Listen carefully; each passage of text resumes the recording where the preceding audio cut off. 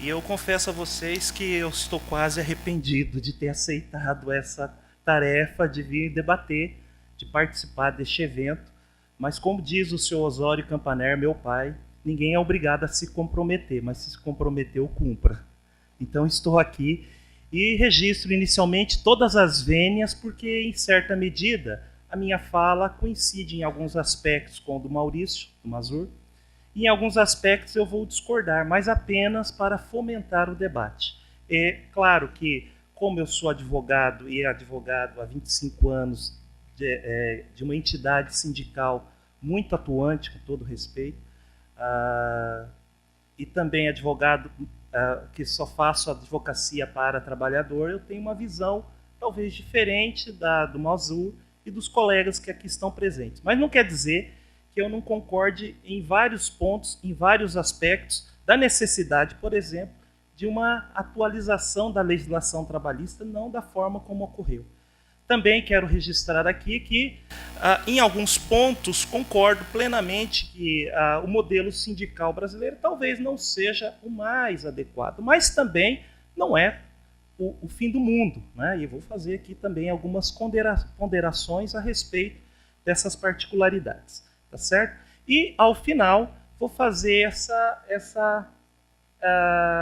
se nós, do movimento sindical, vai precisar efetivamente submeter a uma nova diretriz. Eu acredito que sim, de pronto. Todos nós. Né? O fato é que nós, seres humanos, nós temos uma resistência a mudanças. Né? Aquilo que nós já estamos, de certa forma, acomodados, né? Aqui está quentinho, aqui está agradável, aqui está gostoso, a gente não gosta de enveredar por aquilo que nós não conhecemos. Mas reitero todas as vênias, Maurício, porque, de repente, e aos magistrados aqui também, aos colegas advogados da parte oponente, do Tornel, tá aí e tal, né? Para talvez de repente vocês não vão se aliar àquilo que eu falo, mas, reitero, é para fomentar o debate. Vamos lá. Eu também vou fazer uma rápida abordagem a respeito do nosso modelo sindical, que eu particularmente vejo que há algumas imperfeições, mas não é tão catastrófico. Penso, inclusive, já adianto, eu como acadêmico, como operador do direito, como professor, eu também sou muito crítico, não falo em nome do Sincomar aqui, por favor, eu sou muito crítico à contribuição sindical obrigatória. Eu já adianto que eu sou contra a contribuição sindical obrigatória tal como ela está posta. Mas também sou contra, já antecipo também, essa mudança radical sem a indicação do legislador. Qual é a fonte de custeio? O sindicato vai sobreviver do quê? De brisa, de ar? O sindicato é uma entidade associativa, mas de representação legal por categoria. E aqui, então, inicio essa abordagem. Então, não sei onde está aqui o pontinho. Vamos lá. Então, o primeiro aspecto, eu faço um registro do modelo sindical, que está expressado nos delineamentos dos incisos do artigo 8º, que trata da liberdade de associação. Né? Nós temos a liberdade de associação, mas essa liberdade de associação ela é vinculativa como um ato volitivo de vontade do trabalhador ou do empregador. Nós temos aí também um critério de representação legal por categoria. Né? Esse foi mantido no nosso sistema jurídico legal. Né? Nós temos também um critério de unicidade sindical, um único sindicato por base de representação. Nós temos aí a autonomia sindical, a Constituinte de 88 libertou os sindicatos das amarras do poder público, e até então os sindicatos podiam sofrer intervenções, atuações do Ministério do Trabalho.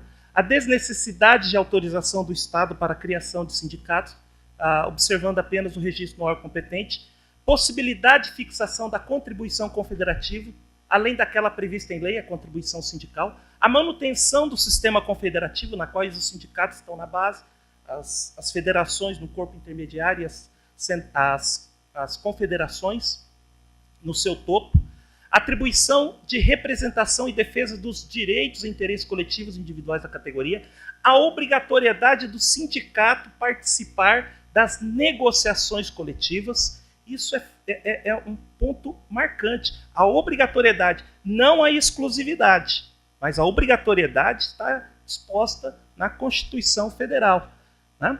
Então vejam, esse é o nosso modelo sindical. E há muitas vezes uma incompreensão disso, inclusive por parte do judiciário, que entende que por conta da liberdade sindical que se diz existir, né, o sindicato não pode, por exemplo, cobrar contribuição assistencial, a taxa negocial, né, que é fruto e decorrência da atuação específica do sindicato na negociação coletiva, cujo resultado exitoso, a norma coletiva, ela é benéfica, ela se estende a todos os representados. Pois bem, a decantada liberdade ela é uma ficção jurídica, né? O que está assegurado é a liberdade de vinculação associativa, não de você escolher quem vai representá-lo. Isso tem uma vantagem também. Não estou dizendo que seja perfeito. E me desculpem, trago até aqui um dado importante, que na mesma toada em que o trabalhador, ele automaticamente, ao se vincular contratualmente junto ao empregador montar o seu negócio e já ser representado e, em tese, defendido por uma entidade sindical, da mesma maneira, o sindicato ele passa a ter as prerrogativas de uma atuação que deve ser eficiente. Claro que não é em muitos casos. Mas, a rigor, o sindicato tem que cumprir o seu papel de exercer certos deveres. Quando eu falo prerrogativa, é algo que engrandece o papel do sindicato. Mas a prerrogativa também é um encargo que o sindicato assume.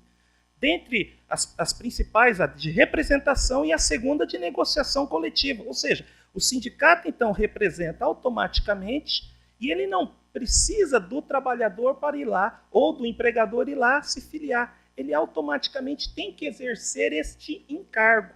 É algo que engrandece, mas é algo que atribui, que transfere para ele uma obrigação que ele deve cumprir com efetividade. Tá? Vamos para frente aqui. Eu trago, inclusive, uma observação aqui, que apesar das críticas do nosso modelo sindical, nós não podemos desconsiderar que ela é fruto de uma discussão democrática da Constituinte de 88. Ninguém pode dizer que a Constituinte não foi democrática. Foi democrática. Os legisladores constituintes assim o quiseram, que mantivessem a unicidade sindical. Tá? Eu não estou dizendo aqui que seja a ideal, não quero entrar nesse mérito. Tá? Tenho lá minhas ressalvas em relação à pluralidade sindical também. Tá? Mas o fato é que ela foi legitimada por uma Constituição. Não foi o poder de Getúlio Vargas, não foi lá na Carta de 1937 que veio esse modelo. Não foi decorrente dos decretos de 1939, de 1940, que depois surgiram, inseria os dispositivos na CLT. Não, foi de uma discussão democrática. E assim foi querido pelos legisladores constituintes. Tá? E é até interessante que nós, apesar de não o Brasil não ter referendado a Convenção 87, né, expressa a unicidade e a representação por categoria, né, nós temos, olha só, um dado obtido ontem. De repente, esse dado hoje já mudou. Nós temos 16.692 sindicatos, sendo 11.457 sindicatos profissionais. Ora, será que isso não é uma pluralidade sindical? Será que não é um reflexo? Claro, eu compreendo que eu concordo plenamente também que tem muitos sindicatos que são de papel. Né? Se dizia antigamente, né, os mais novos aí não se lembram talvez disso, que se criava um sindicato para duas finalidades, há um tempo atrás, há 20 anos atrás. Primeiro, para viabilizar que o seu dirigente pudesse concorrer ao cargo de juiz classista. E a segunda, para que o sindicato pudesse arrecadar a fonte de custeio obrigatória criada, né, referendada, inclusive, pela Constituição de 88. Outro aspecto importante, o critério de representação sindical por categoria, também ele é mitigado aqui. Por quê? Porque, em certa medida, nós nos deparamos hoje com sindicatos que representam uma determinada categoria profissional econômica, uma classe de trabalhadores, e que ela é fracionada por meio do desmembramento ou da dissociação, criando-se sindicatos menores, talvez mais específicos, mas nem sempre com vida sindical eficiente para atuar primordialmente em favor dos trabalhadores. E isso, com todas as vênias, tem a aceitação do judiciário. Tá? Então, veja, será que nós já não temos, na prática, uma situação próximo de liberdade sindical? Será que nós não temos aqui um critério de representação categorial já mitigado por conta dos vários fracionamentos via desmembramento e via dissociação? Talvez. Agora, isso tudo também fragiliza o exercício da representação efetiva. Né? Nós temos, então, o sindicato que hoje exerce a representação legal e não necessariamente a representatividade, que está relacionada à proximidade com seus representados via vinculação associativa. Né? Nós não temos também, não podemos dizer que desses 11 mil e poucos sindicatos, eles têm uma atuação eficiente na negociação coletiva. Há dados que eu não consegui trazer com exatidão, mas vi em algum ponto que, segundo o Diese, vários sindicatos não fazem negociação coletiva, não celebram um acordo, uma norma coletiva há vários anos. Dr. Gerson Marques, procurador lá do Ceará, em uma determinada ocasião, me falou assim, olha, vocês pensam que a coisa é tudo perfeita lá no Sul, mas eu me deparo com sindicatos que têm mandato eletivo de 25 anos. Inclusive, sem previsão estatutária, o dirigente, o presidente, durante 25 anos, querendo concorrer com mudança estatutária para poder concorrer a mais um pleito.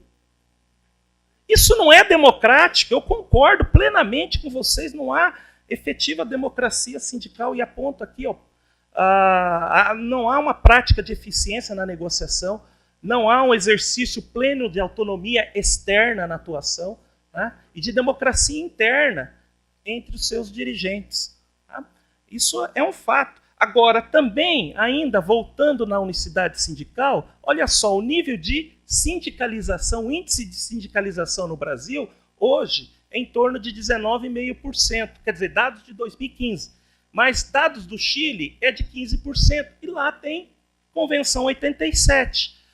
Colômbia, 6,5%, Convenção 87. Canadá, 27%. Dinamarca, claro, Dinamarca talvez não serve como comparativo para nós, mas, de qualquer modo, é um dado. A França, signatária da Convenção 87, signatária da Convenção 158, 7,7% de índice de sindicalização, com liberdade sindical. Espanha, também está aí os índices, Espanha e Portugal. Então, veja, com todas as vênias, não penso que apenas resolvendo por meio da liberdade sindical, nós vamos ter mais representatividade. Eu vejo que passa pela atuação dos sindicatos, passa por uma nova mentalidade dos sindicatos. Eu acredito, até já antecipando aquilo que eu concluo no final, que essa mudança legislativa, essa chamada reforma trabalhista, vai ter uma depuração no movimento sindical. Aqueles que não tiverem condições vão tombar. E aqueles que estão aí efetivamente atuando, eles vão ter que se reinventar para continuar com o seu papel de representante sindical. Faço um registro aqui, inclusive, que quando se fala de sindicato, é preciso compreender que a concepção originária é de trabalhadores. Claro, Convenção 87, o sistema jurídico legal pátrio, reconhece como colorário da liberdade sindical que os empregadores, que o empresariado, que o patronato também crie sindicatos. Mas a concepção primeira de sindicato é para defender trabalhadores. Vamos para frente. E em relação à negociação coletiva, é preciso compreender o seguinte, que a Constituição 88 tratou desse tema em duas premissas constitucionais que são basilares. Primeiro, no caput do artigo 7º, tá? Quando estabelece direitos dos trabalhadores urbanos, além de outros que visem a sua melhoria da condição social, condição de vida, não apenas no âmbito do trabalho, e o reconhecimento das normas coletivas. E aí que há o delineamento como condições mínimas, então previstas em 3 incisos do artigo 8º. Tá? Os incisos que eu menciono aqui, inciso 6,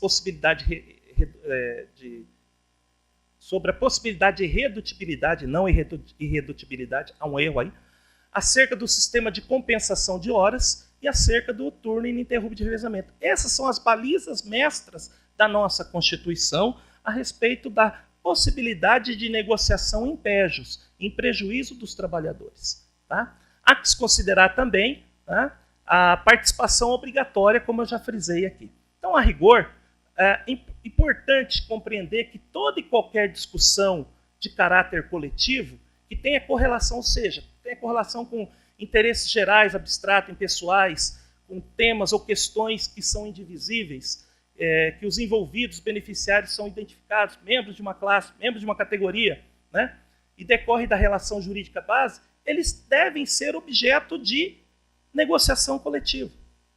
Né? Deve ser objeto de negociação coletiva. O Mazur fez uma referência à questão das ações coletivas. Né? E é importante registrar, Mazur, até pouco tempo atrás, o TST tinha a súmula 310. A Constituição é de 88. Com todas as vênias, tem magistrado ainda com dificuldade de compreender o que é direito individual homogêneo, o que é direito individual heterogêneo. Como é que nós vamos caminhar em ações coletivas enquanto houver essa resistência? Porque parece que compreende que está se dando um poder muito grande aos sindicatos na atuação coletiva. E, na verdade, não é isso. Né? Importante fazer esse registro, fazer essa compreensão também. Eu sou defensor, assim, ardoroso das ações coletivas, amo ações coletivas, gosto de ações coletivas. Né? Mas a gente tem ainda uma dificuldade de manejar uma ação coletiva ainda perante o judiciário. Isso é real. Conclusão dessa primeira parte, independente do modelo, o nosso sistema jurídico legal expressa o reconhecimento do sindicato na representação categorial e a prerrogativa do exercício negocial de toda a classe. Necessidade de compreender que o nosso sistema jurídico estabeleceu proteção como critério de balizamento dos direitos trabalhistas em prol dos trabalhadores. A disposição expressa quanto à necessidade de assegurar condições mínimas de trabalho, permitindo-se sempre a possibilidade de prestigiamente condições mais benéficas ou vantajosas para o trabalhador. Tá? A segunda parte aqui, eu já entro, que nós temos aí então um embate proposto por conta dessas alterações legislativas, tá? Envolvendo a proteção legal conferida ao trabalhador, a parte mais fraca. Não é apenas uma condição, Mazur, de hipossuficiência, é condição de sujeição. Esses dias eu estava assistindo uma aula pelo nosso cursinho lá no sindicato, um professor Henrique, procurador do trabalho, ele falou assim, até o Rubens Barrichello, ganhando milhões, dirigindo uma Ferrari, ele recebeu uma ordem, quando estava à frente para ganhar uma corrida, recebeu uma ordem para deixar o alemão passar. Né? E veio a confirmação para deixar o alemão passar. Ele ganhando milhões, ele teve que se sujeitar a uma condição imposta pelo patrão. Quanto mais o trabalhador, não é questão apenas de suficiência, é questão de sujeição que o trabalhador está. Aliás, como observo aqui, faço aqui uma observação em algum ponto aqui, e já vou caminhando para antecipar as abordagens finais.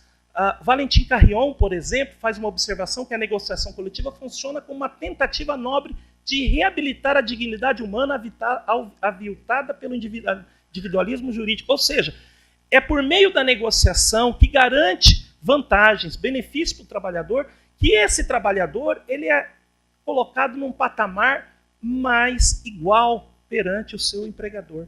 Por quê? Porque a condição de sujeição não permite ele, muitas vezes, na maioria das vezes, uma situação igualitária. E no tocante à reforma, eu quero dizer o seguinte: ela enfraquece sobremaneira o papel e a atuação dos sindicatos. Tá? Por exemplo, e aqui eu vou citar alguns pontos. Um deles, tirou uma função assistencial do sindicato, que era a homologação das rescisões com mais de um ano de trabalho. Para quem não sabe, o sindicato que é efetivo, nesse momento da homologação, é aquele que exige o pagamento dentro daquilo que está estabelecido na lei. Não é aquele que cria confusão, é aquele que está ali para assistir o ato rescisório, a formalização. Tá? E muitos casos são resolvidos naquele momento. Isso o sindicato perdeu uma importante atuação. Mas isso em prejuízo de quem? Do trabalhador. Eu sei que muitos sindicatos, e vocês vão dizer aqui, tem muito sindicato que demora 30 dias para homologar. Está errado. O sindicato que não tem condições de homologar dentro do prazo razoável, ele deve deixar de existir. Ou ele monta uma estrutura condizente, ou não tem condições de existir. O outro, afastamento da possibilidade de atuação no âmbito negocial. Aqui, em alguns pontos, sistema de compensação denominado banco de horas até o limite de 6 meses. O sindicato está alijado dessa possibilidade de negociação. Ora, o banco de horas é muito nefasto para o trabalhador. É por isso que veio a redação jurisprudencial do item 5 da súmula 85 do TST, que colocou um freio. Banco de horas é possível? É, mas ela precisa ser disciplinada por meio da convenção coletiva. Outro, adoção da jornada 12/36. Não precisa mais ter referendo da via negocial coletiva. Outra situação, a ausência de ajuste coletivo para labor extraordinário nessas hipóteses do artigo 61, parágrafo 1º. Outro aspecto interessante da reforma, que fragiliza também o papel do sindicato e, consequentemente, em prejuízo dos trabalhadores. Me desculpe, a redação do artigo 11 da Constituição Federal já está lá desde 88. Recentemente, o Ministério Público do Trabalho fez uma intervenção para que os sindicatos profissionais e econômicos aqui da região estabelecessem, levasse a efeito essa comissão de trabalhadores no local de trabalho. Né? E foi uma dificuldade tremenda. Agora, eu quero ver se isso vai acontecer, se essa dificuldade ela vai persistir, ainda mais sabendo, com todo respeito aqui, que os sindicatos não poderão fazer nenhum tipo de interferência no processo de eleição e de escolha dos representantes dos trabalhadores. Além disso, há algumas particularidades estabelecidas nos incisos do artigo 510, letra B, que elas, em certa medida, elas coincidem com o papel de atuação, com uma prerrogativa negocial dos sindicatos. Daí eu até apontei 3 casos, 3 hipóteses. Tá? Outra situação, a perda do prestigiamento da negociação coletiva nas dispensas coletivas. Nós tivemos aqui, recentemente, uma decisão do Supremo Tribunal Federal reconhecendo que a dispensa coletiva ela deveria ser submetida à negociação com os sindicatos. Lembram que eu comentei há pouco? Tudo que é de interesse, tudo que envolve questões coletivas, e fiz até uma menção ali do que seria as características do interesse, de uma discussão de interesse coletivo, ela deveria estar, sim, alicerçada num processo de negociação coletiva. Por quê? Porque uma dispensa coletiva ela causa reflexos para os trabalhadores e para a sociedade. Né? Imaginem uma empresa que dispensa, assim, de uma forma disseminada, um grupo enorme de trabalhadores. Isso causa um reflexo social. Então, isso deveria ser objeto. concessão de prestigiamento da negociação coletiva apenas quando interessa. Por exemplo, naquela situação do plano de demissão voluntária ou incentivada. É interessante que, na dispensa coletiva, eu quero o sindicato longe. Na hipótese de plano de demissão voluntária ou incentivada, eu quero o sindicato perto, porque, referendado pelo sindicato, o trabalhador não vai poder questionar, seguindo, inclusive, diretrizes de decisões recentes do Supremo Tribunal Federal. Vou quase caminhando para o final, que faltar 5 minutos, César, por favor, minha ponte. Já faltam 5. Faço essa observação, já que é assim. Agora que eu estou gostando daqui, agora que está ficando gostoso aqui, né? Mas já vou finalizar. O condicionamento expresso a prévia concordância do empregado para a contribuição assistencial. Veja, aqui vai a minha crítica. A minha crítica não é contra o fim da contribuição sindical. Falo aqui como acadêmico, reitero, não falo em nome do movimento sindical. Tá? Mas o legislador não se atentou que o sindicato é de representação legal por categoria. Ele tem prerrogativas a serem cumpridas. Mas o sindicato que busca os seus associados. Vejam, eu apontei para vocês que mesmo no regime de liberdade sindical, o índice de sindicalização é baixo. O Sincomar, por exemplo, atua muito em ações coletivas, isso é um fato até público e notório, com todo respeito. E nos pagamentos, que nós fazemos assembleia de pagamentos, nós até perguntamos, quem daqui é associado do sindicato? Às vezes, timidamente, e mais. E a meia-culpa, o sindicato tem que fazer meia-culpa também. Muitos dos associados do sindicato, sabe por que são vinculados ao sindicato? Por causa do clube. Colônia de férias, gabinete odontológico, convênios médicos, participar do campeonato do Sincomar ou de qualquer sindicato. Então, veja, claro que falta uma percepção do trabalhador, e talvez ele acorde para isso agora, talvez, mas é culpa também do movimento sindical que deixou isso muito solto, não instruiu, não ensinou, não dialogou com o seu representado, e aí eu sou crítico. Agora, de qualquer modo, o legislador, ele estabeleceu em todos os pontos em que há menção à contribuição sindical, ou qualquer tipo de contribuição sindical, lato sensu, estabeleceu a necessidade de prévia e expressa concordância do trabalhador. Só que não mexeu, por exemplo, nas fontes de receita do patronato em relação ao Sistema S, que, segundo a insuspeita Folha de São Paulo, matéria recente, arrecadou, ano passado, 16 bilhões para o Sistema S. Então, vejam, eu vou apresentar aqui ao final, muito das questões aqui o Mazur já falou de uma forma muito abrangente, muito detalhista, e referendo aquilo que ele disse. Eu vou concluir aqui com as seguintes ponderações.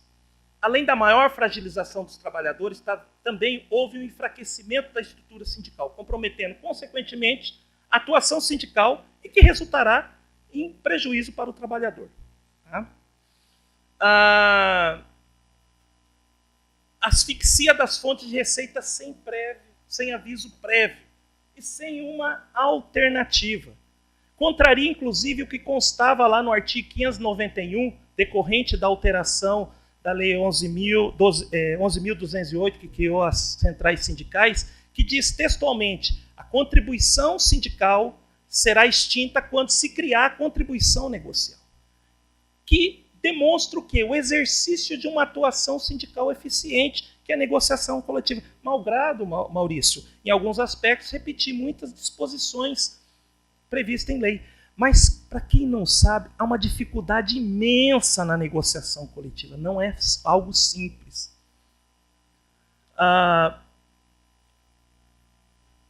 Inserção dos sindicatos nos processos de negociação coletiva apenas em situações ou em circunstâncias jurídicas de interesse direto do patronato. Citei para vocês, nas rescisões coletivas, sindicato fora, sindicato longe. Nos planos de demissão voluntária ou incentivada, sindicato perto. Não houve tal interesse ou seja, quando não houve tal interesse, permitiu-se que o ajuste contratual à condição de trabalho fixada seja resolvida entre empregado e empregador, tais como banco de hora semestral, jornada 12/36, rescisão sem assistência, criação de comissões sem interferência do sindicato. Os sindicatos terão que lutar e resistir. Muitos tombarão. E talvez seja até bom. E talvez ocorra uma depuração. Vão ficar os eficientes, apesar do nosso modelo ainda vigente. Terão que se reinventar. Terão que tentar, passo a passo, agregar a sua base de representação. Vão ter que sair. Vão ter que buscar o seu representado para se vincular associativamente. É isso que vai auxiliar na arrecadação nas fontes de receita. Desconstituir as alterações legislativas advindas da lei, mais nefastas, pela via legislativa, reforma, revogação, ou judiciais. Aí discussão de inconstitucionalidades ou não aplicação ou interpretação seguindo uma diretriz que eu mencionei há pouco, a partir da Constituição, artigo 7º da Constituição. Talvez tenham que se unir uns aos outros, se fundir uns aos outros, mediante critérios que ultrapassem o módulo categorial, levando-se em conta, por exemplo, o princípio de solidariedade. Não se concebe, quando se fala em liberdade, e eu finalizo mesmo em 1 minuto, quando se fala em liberdade sindical, a gente pensa assim, o trabalhador braçal, o trabalhador da construção civil com liberdade sindical, ele pode, por exemplo, se associar ao sindicato dos médicos. Veja, não há uma agregação de solidariedade entre eles, é preciso compreender isso. Não estou dizendo que não possa, mas existem aspectos que precisam ser levados em conta, de solidariedade. Eu preciso estar próximo ao meu igual, aquele que está próximo de mim, aquele que tem as mesmas afinidades, né? Pelo critério de identidade, similitude, isto é, que é semelhança de proximidade. Né? Criar sindicatos, por exemplo, dos profissionais liberais. Para que um sindicato de psicólogo? Para que um sindicato de nutricionista? Para que um sindicato de... Está sendo transmitido, eles depois vão me mandar e-mail me cobrando. Enfim, encerro aqui. Agradeço imensamente, César, pelo convite. Agradeço, Rogério, por ter sido indicado. Tá? E estou à disposição. Peço mais uma vez desculpa se desagradei. A fala minha é apenas para fomentar o debate. Muito obrigado.